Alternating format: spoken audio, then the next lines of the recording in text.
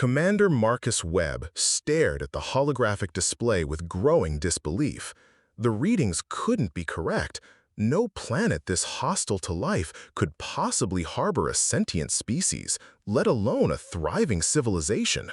"Run the scan again, Lieutenant Rodriguez," he ordered, his voice tight with concern. "Sir, I've run it 6 times. The results are consistent." Lieutenant Rodriguez's tentacles writhed nervously as she manipulated the sensor controls. As a Kytherian, she was naturally anxious, but this data would make anyone uncomfortable. Gravity, 1.2 times galactic standard. Atmospheric composition, 21% oxygen. That's bordering on explosive levels. Surface temperature variations of over 100 degrees Celsius between regions. And, sir, she paused, her chromatophores flickering pale blue with distress. The biological hazard readings are off the charts. Webb felt his dual heart skip a beat. In his 40 years serving the Galactic Survey Corps, he'd never encountered readings this extreme on a populated world. His Altairian physiology was adapted for harsh conditions, but even his species would struggle on a planet like this. "What's the classification?" he asked, though he dreaded the answer. "Class 14 Deathworld, sir. The highest rating we've ever recorded for a planet with confirmed intelligent life." The bridge fell silent. Every member of the diverse crew, Kytherians, Altairians, vegans, and others, understood the implications. Class 14 worlds were considered uninhabitable death traps where even automated probes struggled to survive more than a few cycles. The fact that they detected not just life, but organized civilizations with complex technology and vast infrastructure networks was unprecedented in galactic survey history. "Sir," called out Ensign Tark from the communications station, his scaled vegan features pale with shock. "We're receiving multiple transmission sources from the planet, thousands of them. Radio, digital, even primitive electromagnetic signals. This world isn't just inhabited, it's densely populated across every major landmass." Webb moved to the main view screen as the planet rotated slowly below them. From space, it looked deceptively peaceful. Blue oceans, white clouds, green and brown landmasses dotted with bright clusters that indicated massive population centers. But the scanner readings told a different story entirely. The planet's surface was a hellscape of extremes: violent atmospheric storms, unstable geological activity, and radiation levels that would sterilize most known life forms. Yet somehow, incredibly, millions of complex structures covered its surface. "Compile a full report," he ordered. "We need to understand what kind of species could not only survive, but apparently thrive on a world that should, by all accounts, be completely uninhabitable." As the crew worked frantically to gather data, none of them realized they were looking at the birth world of humanity, a species so perfectly adapted to their hostile environment that they considered it normal, even pleasant. Dr. Elena Vasquez paced the laboratory deck, her 4 arms gesticulating wildly as she reviewed the incoming data streams. The Centaurian xenobiologist had seen some remarkable adaptations in her career, but nothing had prepared her for this biological impossibility.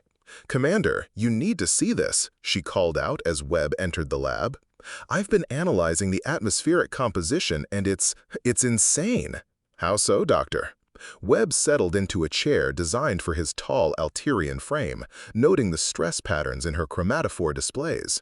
The oxygen concentration, 21%, would be toxic to most known species after prolonged exposure. It's highly reactive, corrosive to biological tissues at the cellular level. Most spacefaring races require oxygen concentrations below 5% to avoid oxidative damage. Her secondary arms worked the holographic displays, while her primary ones continued gesturing frantically. But that's not the worst part. The display shifted to show a cross-section of the planet's chaotic atmosphere. They have something called weather. Violent, unpredictable atmospheric disturbances that can generate winds over 200 kilometers per hour, electrical discharges with millions of volts, and frozen precipitation falling from the sky at terminal velocity. Webb's ridged brow furrowed deeply. That's impossible. No species could survive such regular atmospheric warfare. It gets exponentially worse. Dr. Vasquez pulled up seismic readings, the data streams showing constant geological violence. The planet's surface is fundamentally unstable. Massive crustal plates constantly grinding against each other, causing violent upheavals they call earthquakes and volcanic eruptions. Some of these discharge molten rock at temperatures exceeding 1200 degrees Celsius directly into their living spaces. Lieutenant Rodriguez, who had been monitoring from the communications station, turned toward them with her chromatophores flickering rapid patterns of distress. "Doctor, I'm intercepting their communication networks. They have something called weather reports, where they casually discuss these atmospheric catastrophes as if they're routine daily occurrences." Routine? Webb stood up sharply, his dual hearts accelerating. "Explain immediately." Rodriguez's translation software worked frantically to parse the alien translations. They say things like, "partly cloudy with a chance of thunderstorms," and "mild earthquake, 5.2 on their measurement scale." Sir, they're treating potentially civilization-ending conditions as minor inconveniences to plan around. Dr. Vasquez nodded grimly, pulling up biological scans. "Commander, these beings appear to be made primarily of water, over 60% liquid composition. In most of the galaxy, that would make them incredibly fragile, like mobile water balloons. But somehow, they've not only survived, but built massive civilizations in every climate zone on this Deathworld, including regions we'd classify as uninhabitable hellscapes. What kind of evolutionary nightmare could possibly create such resilient beings?" Webb wondered aloud, staring at the impossible data. "That's what terrifies me," Dr. Vasquez replied quietly. "Because if they could not just survive, but thrive on this planet, they might be the most dangerous species we've ever encountered." 3 days into their observation, the crew of the GSC Harmony had compiled what could only be described as the most disturbing planetary survey in galactic history. The data defied every known principle of evolutionary biology and survival science. Commander Webb stood before the assembled senior staff in the main briefing room, reviewing their findings with growing amazement and existential horror. "Let me make sure I understand this correctly," he began, consulting his datapad with trembling hands.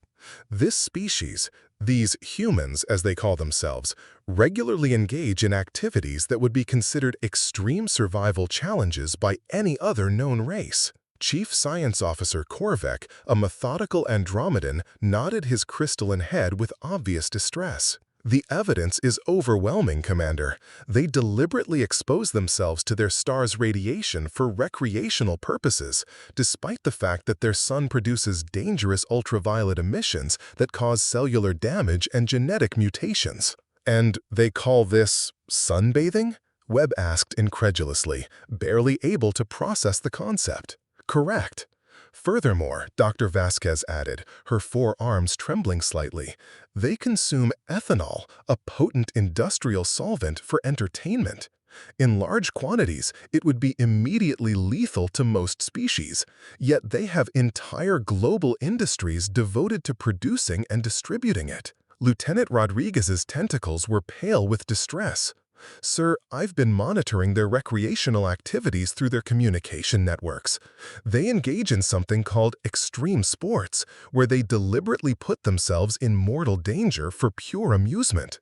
Jumping from aircraft at lethal altitudes, scaling vertical rock faces without safety equipment, hurling themselves down mountains on primitive wheeled devices at speeds that would pulverize most species." "That's not possible," Webb protested, his voice cracking.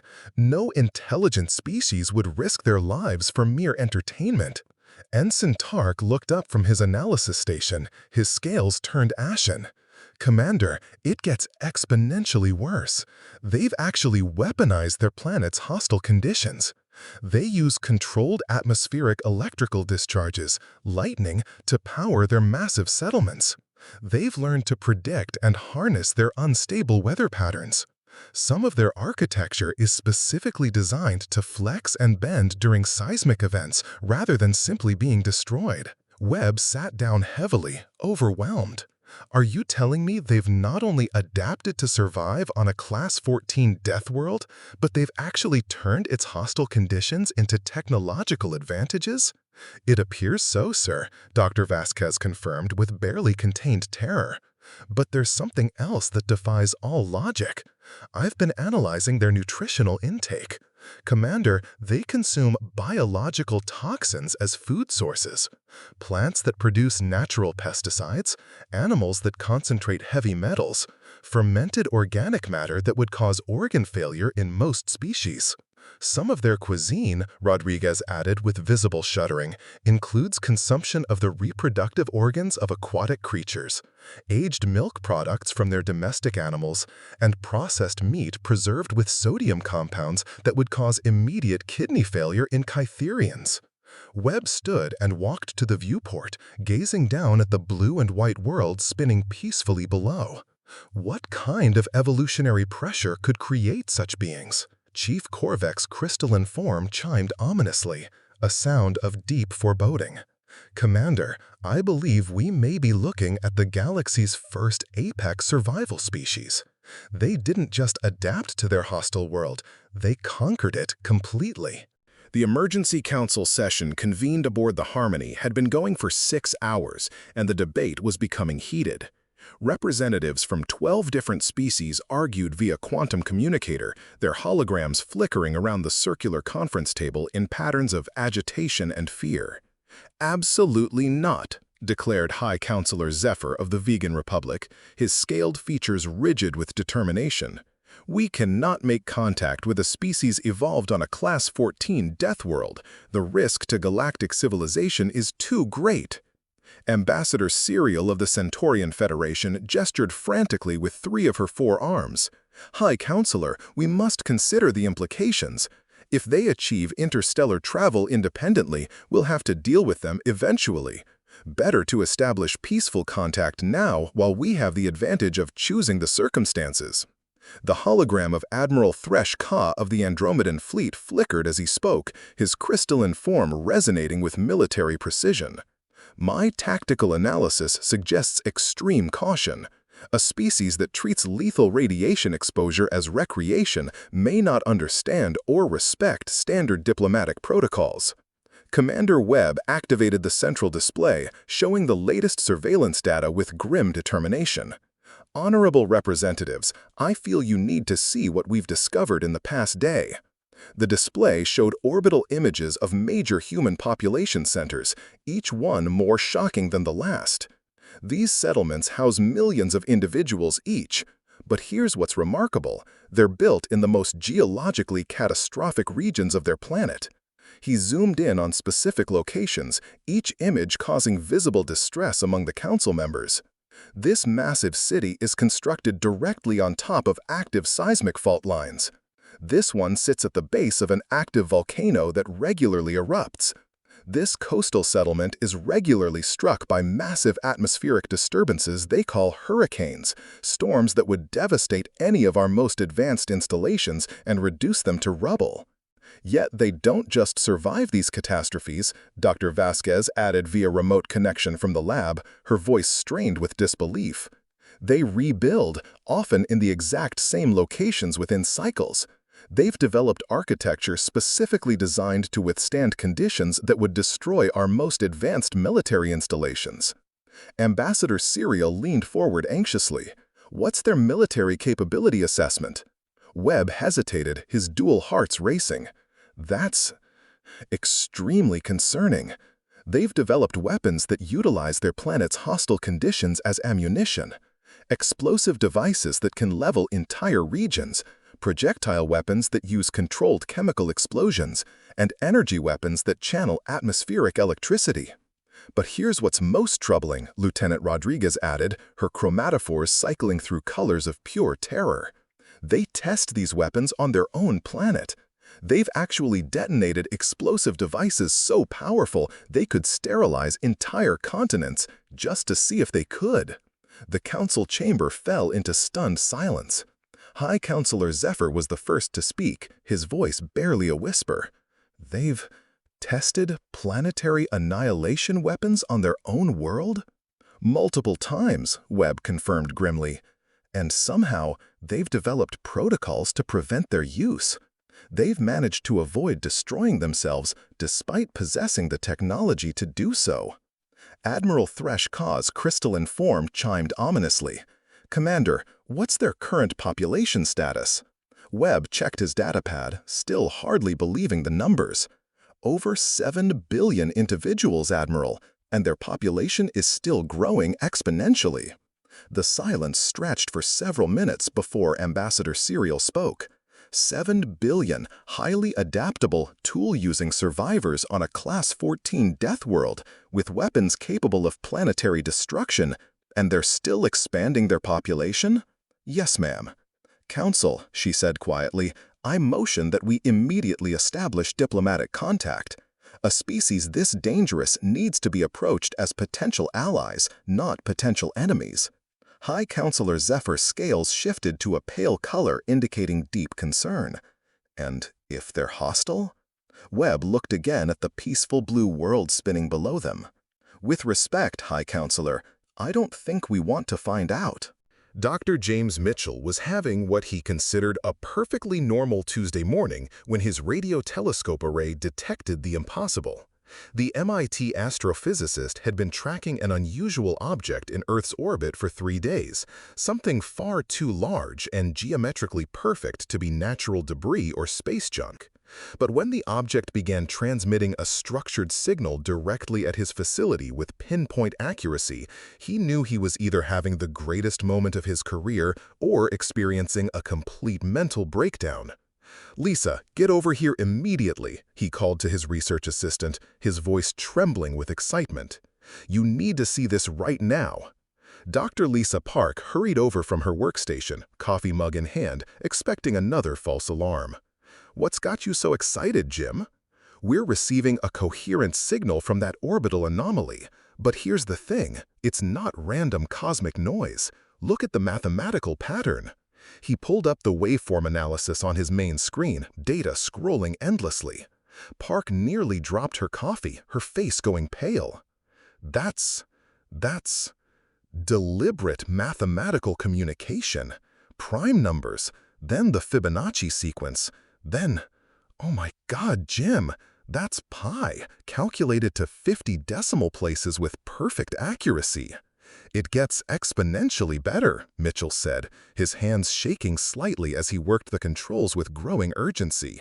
They're transmitting on multiple frequencies simultaneously across the entire electromagnetic spectrum. And Lisa, they're using our own mathematical constants and physical laws. Someone up there understands our physics better than we do. Meanwhile, 400 kilometers above Earth's surface, Commander Webb was experiencing his own moment of profound anxiety and fascination. They're responding with remarkable speed, sir, Lieutenant Rodriguez reported, her chromatophores cycling through colors of excitement and primal fear. The transmission came from a large electromagnetic collection array on their northern continent. They've repeated our mathematical sequence perfectly and added their own advanced calculations. What did they add? Webb asked, leaning forward tensely. Euler's number, calculated to unprecedented precision, sir, and what appears to be their measurement of the speed of light in their primitive units, but corrected to 17 decimal places. Dr. Vasquez looked up from her analysis station, her forearms trembling slightly. Commander, this confirms our worst fears and greatest hopes simultaneously. Explain immediately. They're mathematically sophisticated enough to understand complex quantum physics, which means they're dangerously close to achieving interstellar travel capabilities. But they're also attempting peaceful communication protocols rather than aggressive posturing. They could have responded with electromagnetic weapons. Their technology is certainly capable of generating lethal energy bursts, but instead they chose pure mathematics. Webb nodded slowly, processing the implications. Prepare the standard first contact package, multilingual pictographic representations, basic physics demonstrations, peaceful intentions clearly stated. Sir, Ensign Tark interrupted from communications, his scales flickering with anxiety. Should we warn them about us first? What do you mean, Ensign? Well, sir, we're 7 different species aboard this ship. We might want to prepare them for the fact that they're not alone in the universe, and that the universe is much more crowded and diverse than they might expect. Webb considered this carefully. From the humans' perspective, they were about to learn that not only was there intelligent life in the universe, but that life came in forms vastly different from their own. For a species evolved in isolation on a Class 14 Deathworld, the shock of discovering galactic civilization might be overwhelming. Rodriguez, prepare a simple pictographic message, single alien species first. We'll introduce the complexity of galactic civilization gradually. Aye, sir. As the transmission beam focused on Earth's surface, Webb couldn't help but wonder, were they about to welcome humanity into the galactic community, or had they just announced their presence to the most dangerous predator species in known space? On Earth, Dr. Mitchell watched his screen as new symbols appeared, clearly artificial, clearly intelligent, and clearly not human. "Lisa," he said quietly, "I think we need to call the president." The secure conference room deep within NORAD's Cheyenne Mountain complex housed the most extraordinary gathering in human history. Presidents, prime ministers, scientists, and military leaders from around the world sat in stunned silence as Dr. Mitchell finished his presentation on humanity's first contact with extraterrestrial intelligence. "So, let me understand this completely," said President Harrison, her voice carefully controlled despite the magnitude of the situation. "There's an alien spacecraft in our orbit. They've been systematically observing us for a week, and they want to establish diplomatic communication?" "That's correct, Madam President," Mitchell replied, adjusting his glasses nervously. "The mathematical exchanges have evolved into increasingly complex pictographic representations. They've shown us detailed images of their ship. It's approximately 2 kilometers long and houses multiple distinct species. They've indicated they represent a vast galactic confederation working together, and they seem extraordinarily interested in our environmental resilience." General Morrison, chairman of the Joint Chiefs, leaned forward with military precision. "Dr. Mitchell, in your expert scientific opinion, should we consider this a potential threat to national security?" Mitchell considered the question carefully, weighing years of scientific training against unprecedented circumstances. "General, they've had a full week to observe us from orbit with advanced technology. If they wanted to harm us, they could have done so already without any resistance from us. Their technology is clearly centuries more advanced than ours. But their communications suggest genuine scientific curiosity rather than hostile reconnaissance or invasion intent." Meanwhile, aboard the Harmony, the crew was dealing with their own shocked revelations about human biology and behavior. "Commander," Dr. Vasquez announced from the main lab, her voice strained with disbelief, "we've received detailed biological information from the humans. I've analyzed their evolutionary data, and sir, they're even more remarkable and terrifying than we initially believed." "How so, Doctor?" Webb asked, dreading the answer. "They've provided comprehensive genetic information showing their complete evolutionary history. Commander, these beings evolved from persistence hunters, apex predators. Their primary survival strategy was to literally chase their prey across vast distances until it died of complete exhaustion." Webb felt his blood turn to ice. "Persistence hunters? Are you certain?" "Absolutely, sir. They have specialized thermoregulatory cooling systems that allow them to regulate their body temperature through liquid evaporation, something almost unique in the galaxy. They can maintain continuous physical activity in conditions that would cause fatal heat stroke in most species. Their bone density is specifically adapted for high-gravity impact stress. Their immune systems are, well, they're absolutely horrifying from a biological standpoint. Explain immediately." Rodriguez looked up from her communication station, her tentacles pale with shock. "Sir, they've shared detailed information about their disease resistance capabilities. They regularly survive bacterial and viral infections that would be immediately lethal to most galactic species. Some of their common childhood illnesses would require intensive emergency care treatment for Catharians.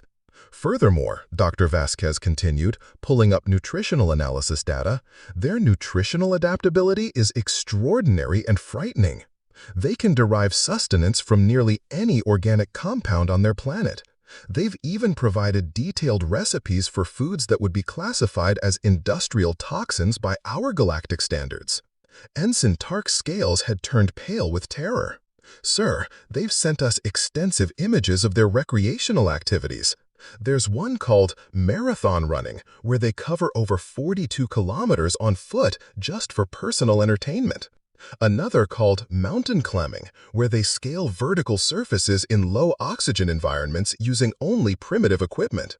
Chief Korvek's crystalline form resonated with concern. Commander, we may have made an error in establishing contact. What kind of error? They're asking about our physiology. They want to know about our homeworlds, our environmental requirements, our biological needs. Korvek paused. Sir, I believe they're trying to determine if we're suitable prey. The bridge fell silent until Lieutenant Rodriguez spoke up. Sir, that might not be accurate. The latest transmission includes data about their social structures. They appear to be cooperative, protective of their young and their weak, and they have complex ethical systems that prohibit harming other intelligent species. How can you be sure? Webb asked.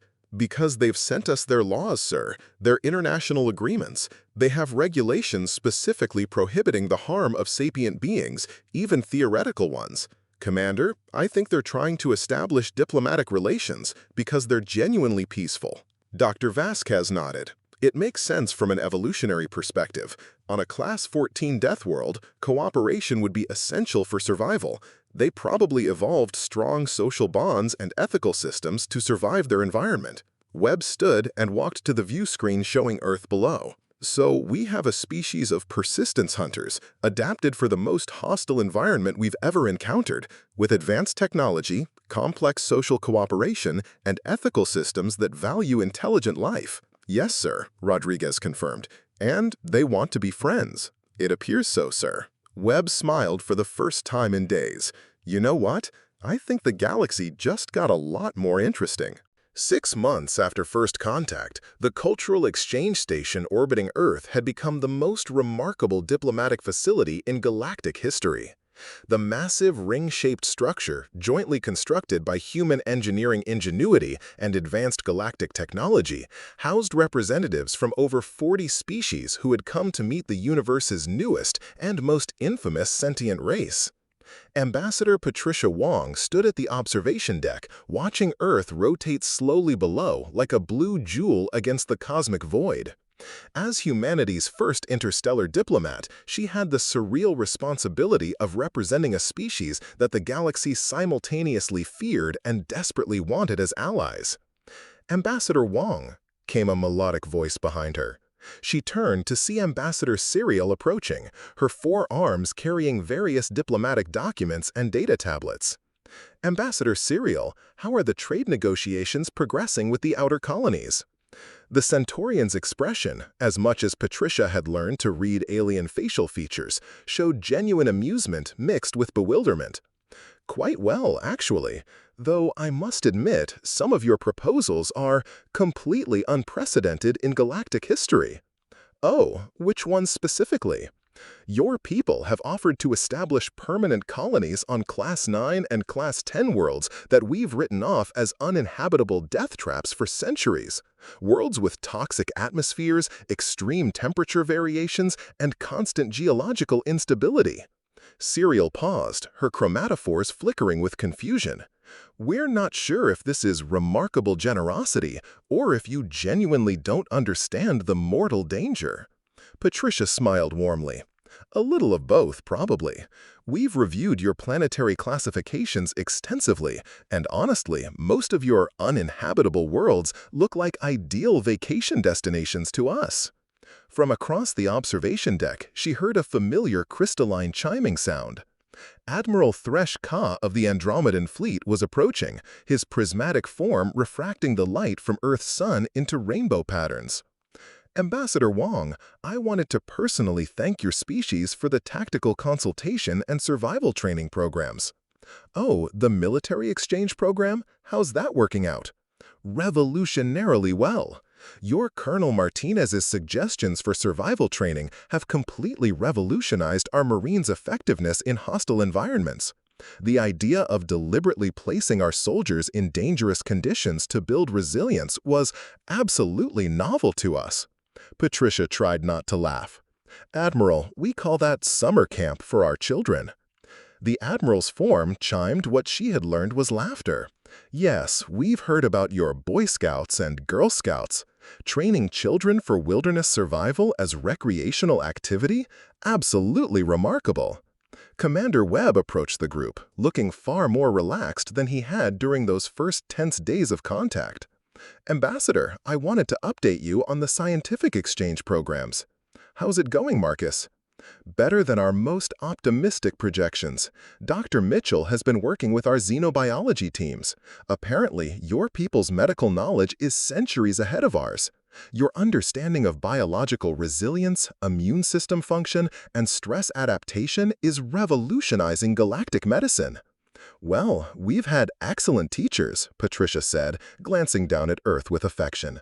Our planet's been trying to kill us for millions of years. We've learned a few things about staying alive.